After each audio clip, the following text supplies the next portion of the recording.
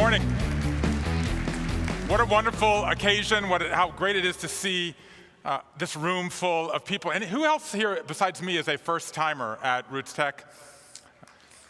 We should welcome them. Come on, let's go. I feel like, between the Super Bowl of politics that is, amongst us and around us all this week, and the Super Bowl of football that's coming up this weekend, this feels to me like the Super Bowl of storytelling. And I'm very honored to be a part of it. I should say, I've come here today to tell you a story. It's a story that I've actually never really told before. So in the words of my 10-year-old daughters, I am nervous-sighted, meaning a little bit nervous and a little bit excited. And it's a story about how I came to be a person who talks so much about family stories. I wasn't always this way. I wasn't even always a storyteller. I was not a child prodigy genealogist, doing it from the crib. And yet it's become such a big part of my life. And so I want to tell you that story. So here goes. I was born in Savannah, Georgia. I am the 5th generation of Jews from the American South. That means I have relatives who fought on both sides of what my father still calls the War of Northern Aggression. In fact, as long as we're doing shows of hands, any Southerners here with us today? We're always a minority. No matter where we go, we're a minority. So I grew up in Savannah, Georgia, as I said, and I think what that means for me is that I had these two storytelling traditions, both the Southern tradition and the Jewish tradition that was sort of bubbling up inside of me long before I was even aware of it. We came here, my family took a trip out west when I was 12, and we came to Salt Lake City. And I remember 3 things about that trip. Number 1, that the streets were wide enough for a carriage with 2 horses to make a U-turn in, which, as you all know, is still true today. Number 2, we went to see the Tabernacle Choir in that spectacular space. And number 3, we went down into the basement of the research facility and we began to do some family history. But even then, I wasn't the one in my family who really latched on to family history as a passion. I am the second son, you see, and for those of you who may be familiar with your Bible, you know it's the first son who gets all the responsibilities and the second son who gets all the privileges, right? So Ishmael is the first, and Isaac, he gets the birthright. Esau is first, and Jacob, he gets the birthright. Joseph, he's the youngest son of all. So it was my older brother who became the family history person, and even then, I didn't know that it would be my life's calling. So I graduated from high school, and I left the South. I went north. I went to Yale. And I found in the process of leaving home that I learned more about myself as a Southerner and as a person by leaving where I came from and going to a new place. And so in 1986, I decided I was born in the age of discount airfare. I would go abroad. I would leave America and see if I could learn about myself as an American. And I moved to Japan. And I had a homestay family, and that first night, I was on my very best behavior, and I moved in with this family. They didn't speak a word of English. At the time, I didn't speak a word of Japanese, and they served dinner. What do? You serve your honored guests your best dish, and I was game. I was prepared for all the Japanese food, and then my homestay mother, she put down in front of me liver pie. Now, I would have eaten almost anything, but it was a little bit of a struggle to get through this liver pie. And I was very proud of myself. And then the next morning, I learned my first lesson about life in Japan, which is that breakfast is cold leftovers from the night before. So on day 2 in Japan, I was served cold liver pie for breakfast. And I got up and I wrote a letter home. And that began this process of writing these letters home that took me through the next 3 years. And these were a sort of, you can't believe what just happened to me today variety. And when I went back home a few years later to Savannah, everywhere I went in my hometown, people said to me, I love your letters. And I said, have we met? And it turned out that my grandmother had I'm so old, these were written on crinkly airmail paper, right? And my grandmother had Xeroxed them and passed them around. They went viral in a 1986 sense of the word. And then I began to realize, well, maybe this storytelling thing is the right calling for me in my life. And so through most of my 20s, I traveled around the world and I wrote about my experiences. I wrote a series of books. I wrote a book about Japan. I wrote a book about Oxford and Cambridge. I wrote a book about country music based on the 2 years I spent traveling around with Garth Brooks and Winona and Waylon Jennings.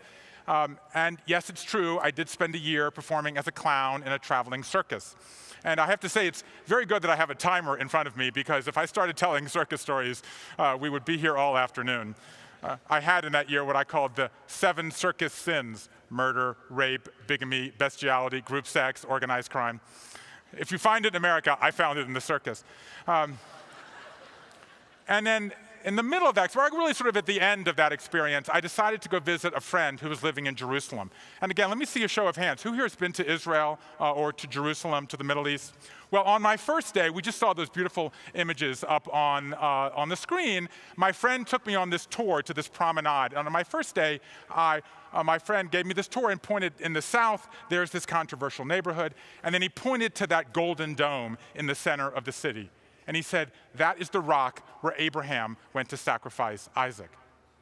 And it just struck me. I mean, these are real places that you can touch and visit and feel. And I had this idea. What if I retraced the Bible through the desert and read the stories along the way? Actually, what I said to myself, which for a long time I didn't say publicly, was, what if I joined the Bible as if it were the circus and seek to become a part of it? Most people told me I was crazy, but I found this archaeologist, and the two of us spent off and on for a year making this journey. We climbed Mount Ararat, looking for Noah's Ark. We went down the spine of Israel, visiting all the places of Abraham, Isaac, and Jacob. We went down into Egypt. We crossed the Red Sea. We spent weeks in the Sinai, and then we trekked up the banks of the Jordan, and we ended on top of Mount Nebo, where Moses dies overlooking the Promised Land. And I want to tell you one story, actually, that does capture that experience. And that is the most spiritual place. I've spent most of the last 20 years of my life going around the world, going on spiritual pilgrimages. And my favorite place of all the ones I've ever visited is deep in the southern Sinai. The Sinai is this giant wedge, this giant triangle of unoccupied land between Africa and Asia, 20,000 square miles of nothing.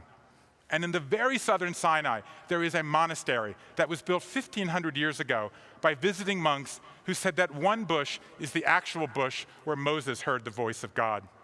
And they built this monastery there where they still have services 5 times a day in Byzantine Greek. So I spent a night in this monastery, and I decided I would go visit the burning bush. Okay, so I went, it was very dark and kind of creepy, and I went down this staircase. There was a room with a crypt of all the skulls of all the monks who've ever lived in St. Catherine's Monastery. They spill out of this crypt like Cheerios onto the floor. And I go, and I sit next to this burning bush. So the burning bush, it's very tall. It's like a weeping willow tree. It's actually a raspberry bramble, which in fact is quite rare because it takes a lot of water to live in the desert. And the monks say it's been in the same place since Moses was there about 3,200 years ago. That's actually not true. They actually moved it across a small walkway so they could expand the church. Now, my guess is that some of you were on committees, maybe in your church or your school or your office or your community. Can you imagine being in the room where you had to take the vote as to whether to move the burning bush or not? So anyway, I'm sitting down there and I'm convinced, I'm having this moment, right? There's this heat coming from the bush, and this heat, I'm going to have this transcendental, life-changing moment. And then I notice off to one side is a fire extinguisher. Now,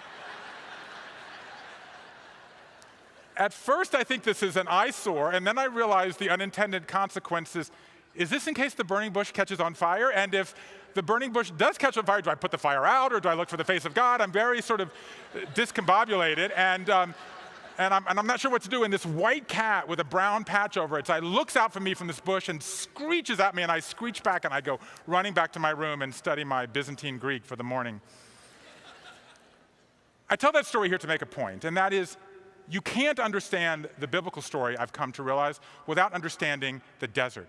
And all the most important breakthroughs in the story, whether it's Abraham leaving his family's house, going toward the promised land, whether it's the Israelites leaving Egypt and going into the wilderness, Israel leaving Jerusalem and going to be by the rivers of Babylon.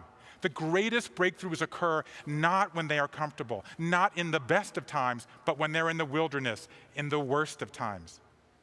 And what I want to say to you, to all of you who tell stories, either professionally or as a personal passion, take your lesson from these oldest stories that have been passed down. Don't just tell the wonderful moments of your family. Find a way to delve into the most difficult moments. We are all connected to this story. And what I realized is that this was my family story. In fact, I'm working on a book now about Adam and Eve called The First Love Story that says all of our relationships have a model in this early relationship. I was in Israel a few weeks ago working on this book, and I met an archaeologist, and he said, think about this. There were 20 million stories in the ancient world. How many ended up in the Bible? Maybe 24? Think about how good those have to be. So what I want to tell you is when you're working on your family history and your family stories, run everything through what I call the campfire test. Would the stories work around the campfire? Do they have the emotion? Do they have the passion? And yes, do they have the pain in order to endure? So after Walking the Bible came out, I became this person who was traveling all over the world. I went back to Iraq and Iran and wrote a book about the second half of the Bible. I wrote a book about Abraham. I wrote a book about Moses that actually also got me deeply involved in Salt Lake City because of how deeply the Mormon story happens to echo with the story of the Israelites leaving the Promised Land, going into the wilderness, building this beautiful city where we're standing here today. And I was, for all intents and purposes, the walking guy. Until in 2008, I took a blood test that showed there was something wrong with my leg. And I had a scan and an X-ray and an MRI, and then I got a call from my doctor. The tumor in your leg is not consistent with a benign tumor. I stopped walking. And it took my mind a second to convert that double negative into a much more horrifying single negative. I have cancer. And suddenly, I was the walking guy who was facing that story I just said. I had had this life of green and of plushness with a nice career and a wonderful wife and young children, and suddenly I was facing the prospect that I might never walk again. That afternoon, I went home, and my young 3-year-old twin daughters came into the room, and they were doing this dance they had just learned in school, and they were spiraling and spinning, and they tumbled to the ground, laughing with all the joy in the world. I crumbled. I kept imagining all the walks I wouldn't take with them, the art projects I wouldn't supervise, the boyfriends I wouldn't scowl at, the aisles I wouldn't walk down. Would they wonder who I was, I thought? Would they yearn for my discipline, my love, my voice? 2 days later, I woke with an idea of how I could give them that voice. I would reach out to men from all parts of my life and ask them to be a part of the lives of my children. And in fact, they could be my voice if I couldn't be my voice. And I decided to call this group of men the Council of Dads. And what happened to me in this moment is what happens to many of you in moments of pain or difficulty or hardship or dislocation is I wanted to record who I was. I wanted to write down what had happened to me. I wanted to tell my story. And so over the next year, as I went through this exhausting, horrifying year of procedure, which involved 9 months of chemo, and a 17-hour surgery in which doctors took out my left femur, replaced it with titanium, took my fibula from my calf and relocated it to my thigh where it now lives, and took out half of my quadricep. A surgery so rare, only 2 people before me had ever survived it. What I did during this year was I set out to write my story. I interviewed all these men about lessons that they would want to give from my life to my children. I interviewed my own father, and I set out to learn about the lives of my grandfathers, and other father figures in my life that I hadn't known.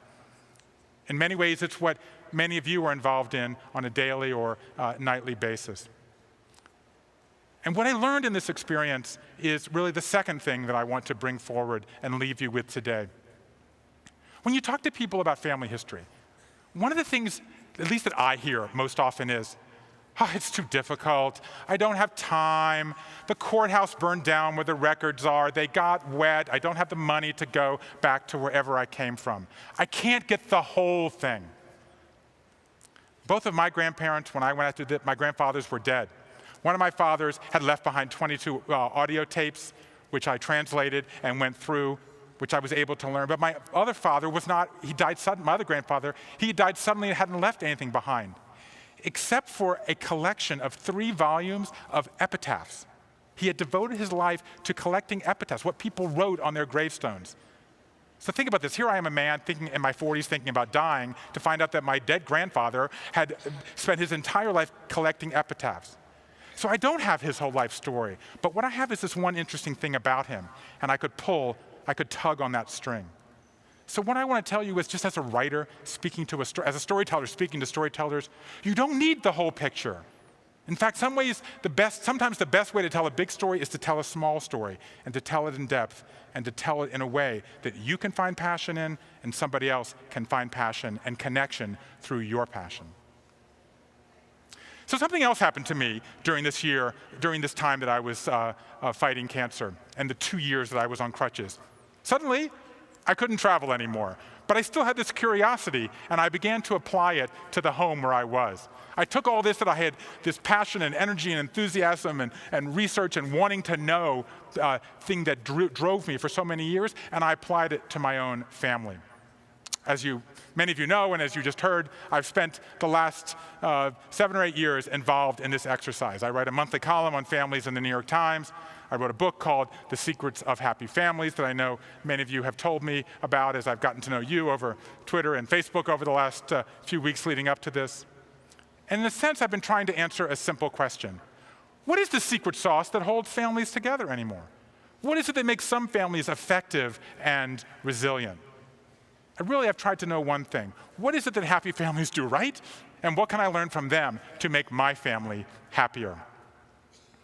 I've learned a lot of things over the years that I've been working on this. I have what I call my list of things that high-functioning families have in common. They adapt all the time. They go out and play. They fight smart. But what I want to tell you here in the time that I have left is what I really deeply have come to believe is the one thing, the one secret ingredient that high-functioning families have in common, and that is they talk a lot. And not just the difficult conversations, as important as those are, but they talk about what it means to be part of a family. And what I want to do here today, in the few minutes I have left, is I want to shake you up a bit. I want to ask you to look at the family history from a slightly different point of view. I want to get you to upend some of your expectations and get you to look at this question from a slightly different angle. And what I want to do is I want to leave you with 3 big things that you can do on a daily basis to enhance your family, to talk about what it means to be part of a family, and to deepen the passionate engagement that you are all already involved in. Okay, so here are the 3 things that you can do to talk about your family on a regular basis. Item number 1, you can write a family mission statement. I talked to Jim Collins. Jim, as many of you know, wrote Good to Great, the defining management book of our time. And he told me that high-functioning groups of any kind, whether it's a company or a nonprofit or a religion or a family, they have 2 things in common. They stimulate progress, okay? They change, they adapt, that's what I was referring to earlier, but they also preserve the core. And he recommended that we go through this process of writing a family mission statement. And when I first heard of this, I thought, that's a little cold, that's a little corporate, that's a little corny. I can handle corny. I used to be a circus clown. I like country music. But then someone asked me a question, which is the question I want to ask you. You all are committed to family history. You talk about this a lot. If I went to the people in your family, okay, your children, your grandchildren, your cousins, your aunts, your uncles, your brothers, and I said, what values are most important to all of you? Could the people in your family, could they tell me? When someone asked me, I thought, well, I'd like to think they could, but frankly, they'd have to divine it because we've never articulated it. Sometimes we can be so involved in the facts and the figures of family history that we forget to pull out a theme and to draw the lessons we want others around us. So Jim coached us through this process of creating a family mission statement. If my wife were standing here today, she would say of all the dozens of ideas that I came home with that we tried in our family, that this is one of the top 3 most meaningful that we did. We gathered everybody together. We had the family equivalent of a corporate retreat. We had a pajama party. In fact, I had these striped pajamas from Hannah Anderson that I had never worn before. We got them all together. I learned that my kids had never had, they thought popcorn came from a movie theater or a microwave. So I decided to make popcorn. And sure enough, I burned the first batch. We were on our way to a memorable experience, right? And then we asked some questions. What do you like best about our family? Okay? When you're away from our family, what do you miss? When others come over, what do you most like to show them? And we had the most incredible conversation, and we ended up with a list of things that were very meaningful to be part of our family. Okay? We are not travelers. We're not tourists. We are travelers. We help others to fly. One of my wife's favorites. I don't like dilemmas. I like solutions. And then early on, right on, one of my kids got into a spat at school, and we got summoned to the principal's office. Okay? Now we thought, oh my gosh, we have mean girls. What are we going to do? And we decided we had to do something. We brought my children into my office, and my wife, who runs an organization that supports entrepreneurs in 25 countries, she's a commanding person. She was totally stammering her way through this conversation. She didn't know what to do. She was not used to being called to the principal's office. This list, our family mission statement, was on the wall, and she said to my daughters, to my daughter who was there, do any of those seem to apply? And my daughter looked up and she said, we bring people together? And boom. Suddenly we had a way into this conversation.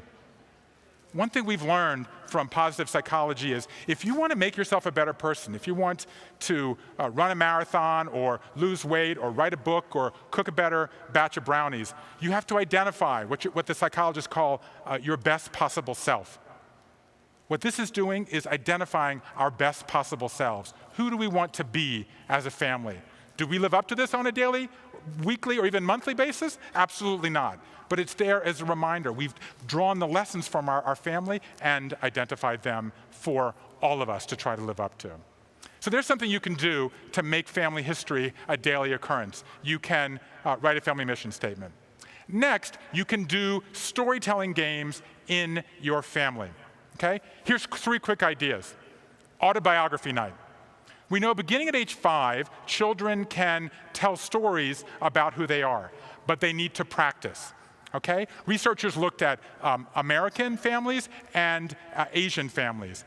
And the Asian families, when they were telling stories about the day, they were focused much more on discipline and order and following structure.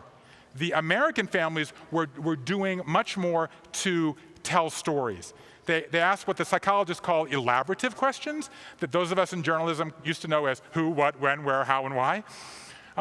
And they were pulling out these stories. And they went back 3 years later, and they looked at the Asian children, and sure enough, they were more focused on discipline and order and structure. And the Western children were more focused about story and who they are. Don't think this matters? Research has shown if your child or grandchild or anybody in your family has a big test tomorrow, maybe it's a school test, maybe it's a performance, maybe it's an athletic competition, maybe it's a big presentation at work. If you tell a story the night before a big event that emphasizes that you have done this in the past and you have performed well, it will increase your chances of doing well the next day. Storytelling as a way of building confidence, going back into your own history, can boost your performance going forward. Next, we know that when you travel with your family, if you tell a story while you're traveling, if you go through a museum and you're constantly telling, this is what we're noticing, this is what we're seeing, if in the end of a journey, of a family travel experience, you tell a story, you can actually embed the positive, resilient togetherness narrative that you want to create. It's not just that any trip will produce positive memories, you actually have to practice and embed those memories. We learned this, we do this thing now when we travel with our children, that at the end of every trip we write a short poem about what we did to try to capture those memories in their own minds and be able to have them refer back to it later. And then the last thing I want to say on this idea of making memories, especially we heard Steve earlier talking about engaging young people, millennials, and teenagers. use pictures. We know now because of cell phones that more pictures are taken every day than were taken in the first century of photography. So young people, it may not be the natural vernacular that all of us have, but young people are using storytelling more for pictures, and that's the way to engage them because they have this camera with them at all times. So do storytelling games. Tell your family history. And now the last thing I want to talk to you about, in the many years I've been writing about families, is the single most interesting idea. I wrote about this in the New York Times a few years ago, and it was the most emailed article for an entire month. The app Pocket, where you can save articles, of the 850 million articles saved the year I wrote about this, the article that had the idea I'm about to tell you about was the second most saved on the entire planet for the entire year. And the idea was this: tell your family history. Researchers at Emory, Marshall Duke, and Robin Fivish gave children a series of tests. They did this test first in the summer of 2001 with 4 families. And they asked them, do you know where your grandparents were born? Do you know an aunt or an uncle who had an illness that they overcame? Do you know your parents went to high school? What was happening in your parents' lives around the time that you were born? The children who knew more, who did best on this test, meaning who knew more about their family history, they compared these results with a raft of psychological tests. It was the #1 predictor of a child's emotional well-being and the belief that they could affect the world around them. It was the #1 predictor of a child's happiness. Why is it? What Marshall Duke said to me is that these children have a sense that they are part of an intergenerational self. A narrative that goes back deep in time, so that when they have difficulties, they know that someone in their family also had difficulties. And the #1 question I've been asked about this is, what about adopted children? Marshall Duke has 4 children, 3 are natural born, 1 is adopted. It has nothing to do with biology. It has to do with talking about what it means to be part of your family. I said this was done in 2001. At the end of the study came 9/11.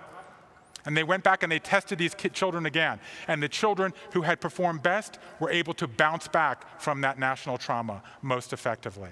And there's three narratives in families, as Marshall explained to me. There's what they call an ascending narrative. We came from nothing, we worked hard, we have a lot.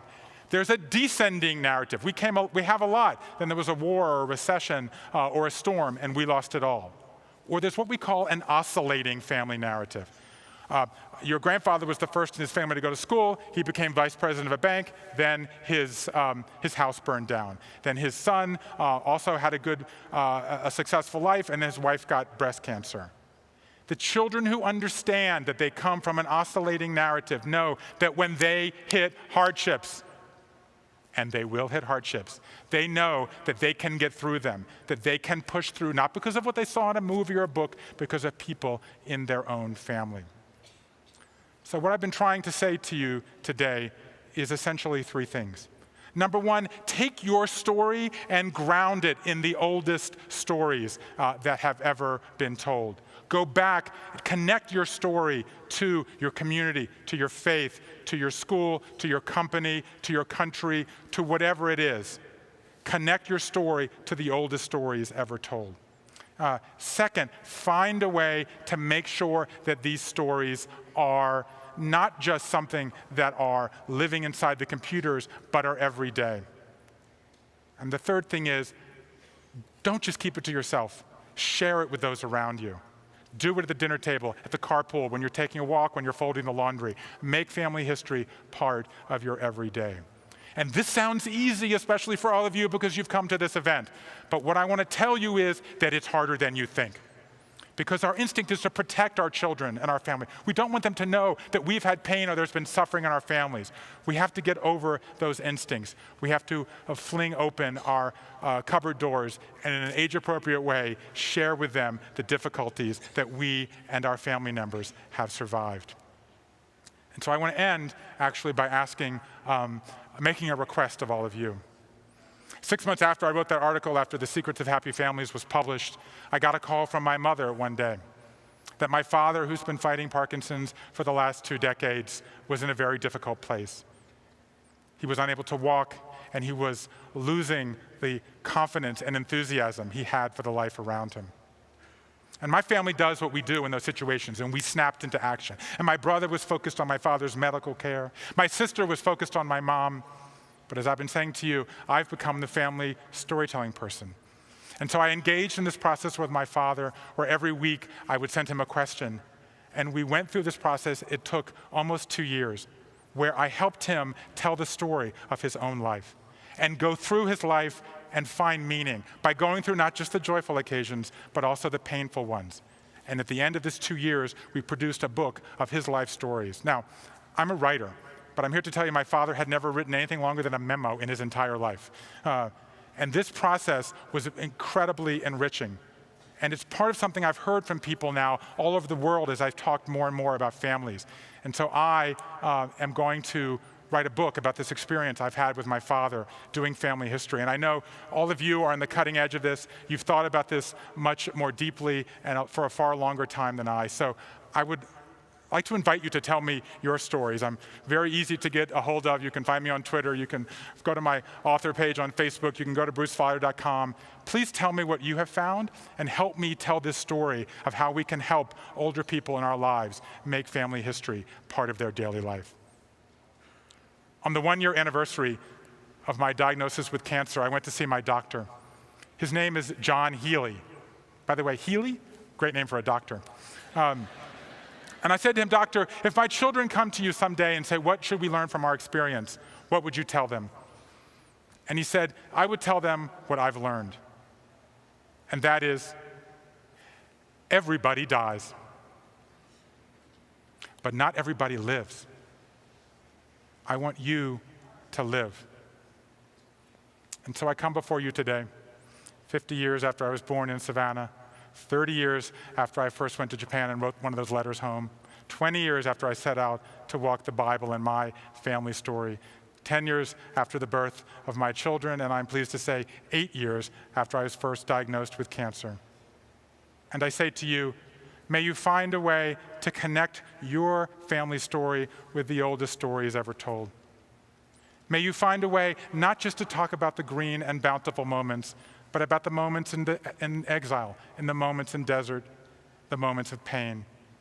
And may you find a way to take your passion for family history and pass it on to subsequent generation, and especially to our children who need it in order to believe that they can have a life of passion that they can control with dignity, happiness, and togetherness.